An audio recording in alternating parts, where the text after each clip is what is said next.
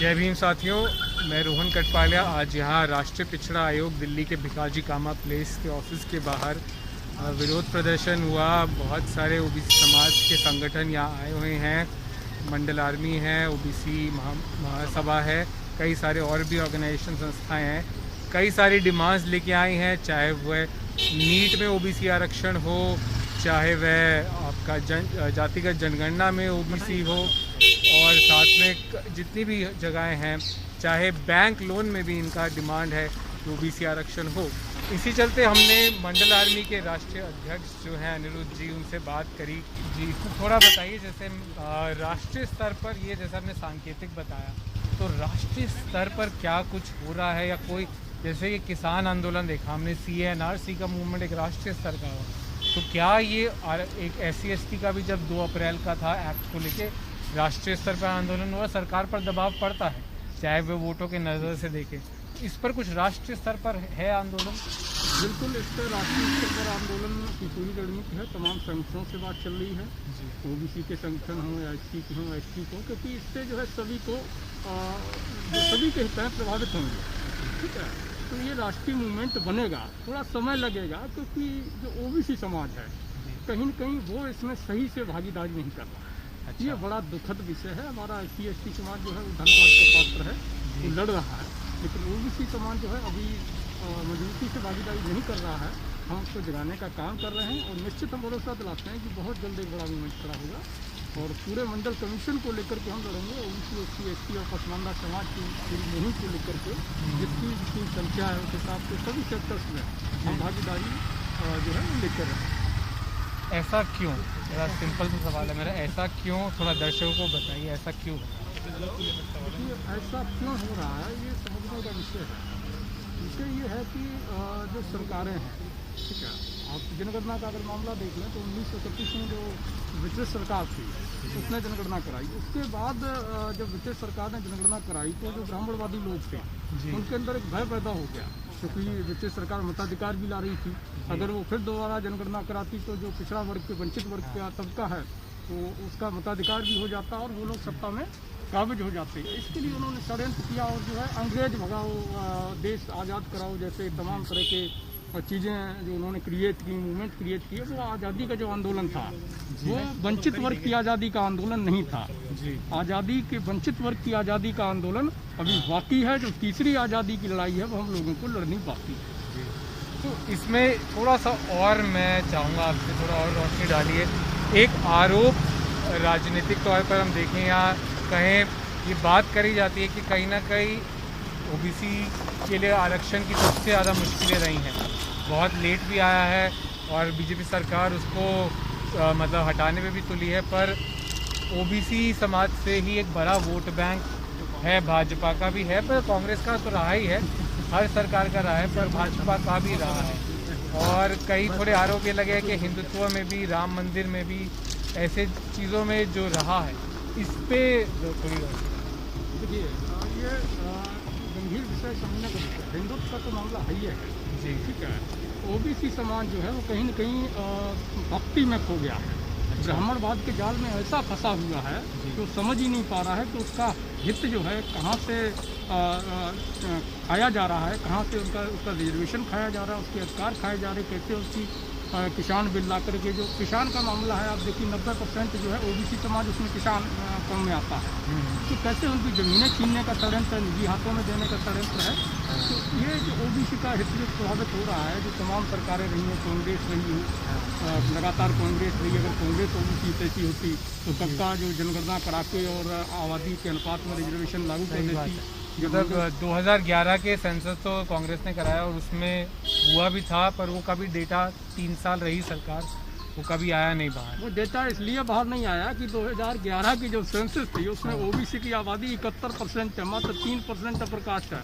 Total upper caste जितने धर्मों का है सब मिला के मैं गारंटी देता हूँ, नहीं तो सार्वजनिक करे गवर्नमेंट, 71% ओबीसी है जी, मैं दावे के साथ कहता हूँ, इसलिए वो सार्वजनिक नहीं हो रहा है। तो मैं एक और चीज़ है कि उत्तर प्रदेश एक बड़ा अभी राज्य है जिसका चुनाव भी आ रहा है, और जहाँ चाहे वह SC की पॉपुलेशन हो या ओबीसी समाज की हो, वो बड़ा रोल प्ले करती है। और उसका राष्ट्रीय इलेक्शन में भी बड़ा रोल रहता है, तो उसको आप कैसे देखते हैं?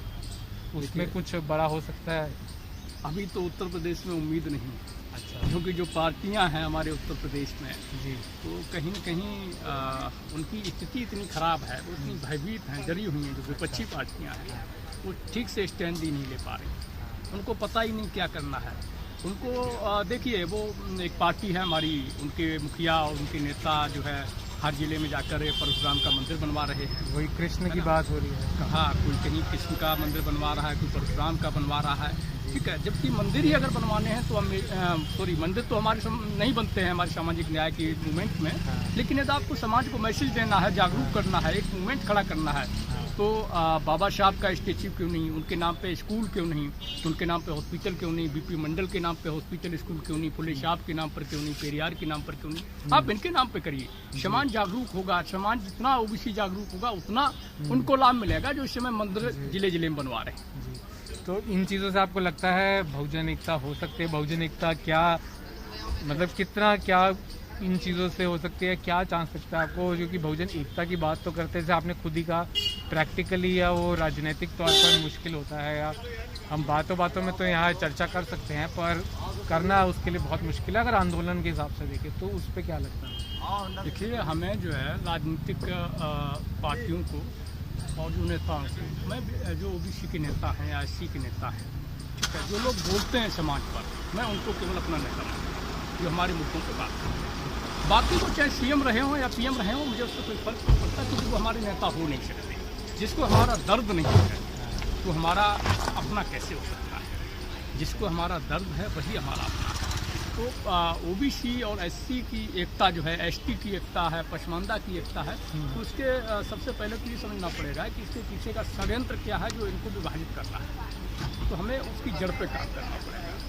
षड्यंत्र को, जो षड्यंत्र है उसका पर्दाफाश करना पड़ेगा, अपने लोगों को गांव-गांव जाकर के जागरूक करना पड़ेगा, एक मिशन संचालित करना पड़ेगा, महापुरुषों की जो विचारधारा है उसको फैलाना पड़ेगा।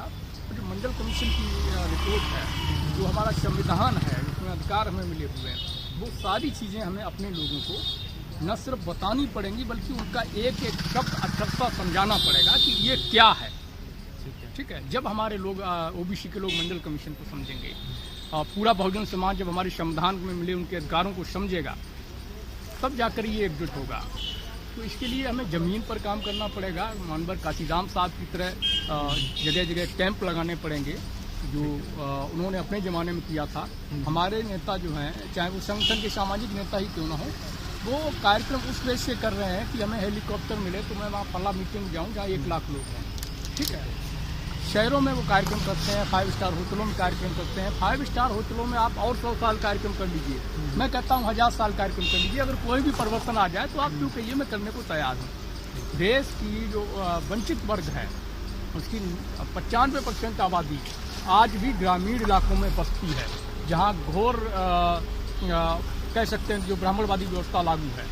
जब तक वो लोग उस व्यवस्था से नहीं निकलेंगे, उस घटिया सोच मानसिकता से नहीं निकलेंगे, जब तक अपने महापुरुषों के संघर्ष को नहीं समझेंगे, अपने पूर्वजों के ऊपर, अपने पुरखों के ऊपर हुए अन्याय अत्याचार को नहीं जानेंगे, उनके प्रति इन सामंतवादियों की, इन मनवादियों की क्या सोच रही है, वो किस तरह से इनको देखते हैं, उन चीज़ों को जब तक नहीं समझेंगे, जब तक ये कर्मकांड फालतू की जो चीज़ें हैं जो मनवाद ने हम पे थोप रखी हैं, इससे निकल के एक लोकतांत्रिक संवैधानिक व्यवस्था को नहीं अपनाते हैं, एक प्राकृतिक व्यवस्था को नहीं अपनाते हैं, तब तक कतई परिवर्तन नहीं आ सकता। और इसके लिए आवश्यक है जो हमारे सामाजिक संगठन है, वो होटलों और रेस्टोरेंट और इन 5 स्टार होटल जो है, रेस्टोरेंट हैं, इनकी मीटिंग शहरों से बाहर निकल के गाँव की तरफ जाए, क्योंकि जो व्यक्ति है, जो हमारे समाज है, वो गाँव में रहता है।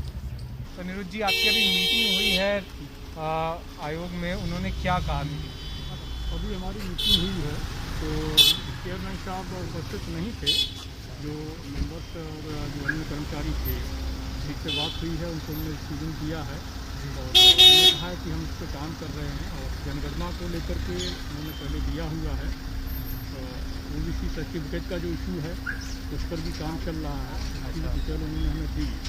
बाकी नीट का जो मामला है, उसमें काफ़ी तेज़ी से और काफ़ी ज़्यादा फोकस करने की आयोग को ज़रूरत है, जिससे हमने बंद दिया है।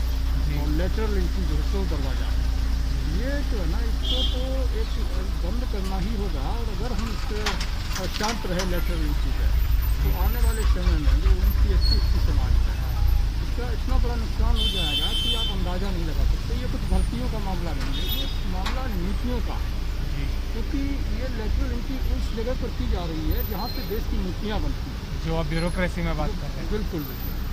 हाँ, तो नीतियाँ बनाने वाले लोग संघी मानसिकता के लोग होंगे, जो अडानी अवानी के ठेकेदार होंगे या उनके दलाल टाइप के लोग होंगे, उसके प्रमोट किए हुए लोग होंगे, तो हमारे ओबीसी एससी एसटी के लिए वो कोई भी नीति नहीं बनाएंगे। वो हमेशा वही नीतियाँ बनाएंगे जिनसे पूंजीपतियों को लाभ हो, जिनसे संघी मानसिकता वाले लोगों को लाभ हो, ब्राह्मणवाद को लाभ हो, मनुवाद सामंतवाद को लाभ हो।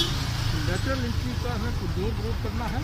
अभी तो ये सांकेतिक कार्यक्रम था, हम इस पर बड़ा प्लान कर रहे हैं और उसकी सूचना भी हम बहुत जल्द खोल रहे हैं। चलिए अनिरुद्ध जी, बहुत बहुत शुक्रिया हमसे बात करने के लिए। भरोसा दिलाता हूँ ओबीसी एससी एसटी पसमानदा समाज को कि मंडल आर्मी आपके हक की जो लड़ाई है बड़े पैमाने पर लड़ेगी। ओबीसी एससी एसटी पसमानदा समाज के सारे संगठनों को हम संगठित करेंगे, पार्टियों पर प्रेशर बनाने का प्रयास करेंगे, और जो हमारे साथ नहीं आएगा उसके खिलाफ हम खुद लोगों को जागरूक करने के लिए। तो ये था अनिरुद्ध जी मंडल आर्मी से, और यहाँ बहुत सारे ओबीसी समाज से संगठन आए हुए थे। मीटिंग भी हुई राष्ट्रीय पिछड़ा आयोग से, और साथ ही साथ इसका प्रण भी लिया गया है कि आरक्षण हो, लेटरल एंट्री हो या जाति जनगणना हो, इन मुद्दों को राष्ट्रीय स्तर पर आंदोलन बनाया जाए। तो इसके लिए आप इस वीडियो को ज़्यादा से ज़्यादा ज़रूर शेयर कीजिए, सबके साथ इस मैसेज को लंबा लेकर जाइए, बहुत सारे लोगों तक लेकर जाइए। ऐसी ही खबरों के लिए हमारे चैनल द न्यूज़ बीट को सब्सक्राइब कीजिए, और हमें फेसबुक और ट्विटर पर भी आप फॉलो कर सकते हैं। जय भीम।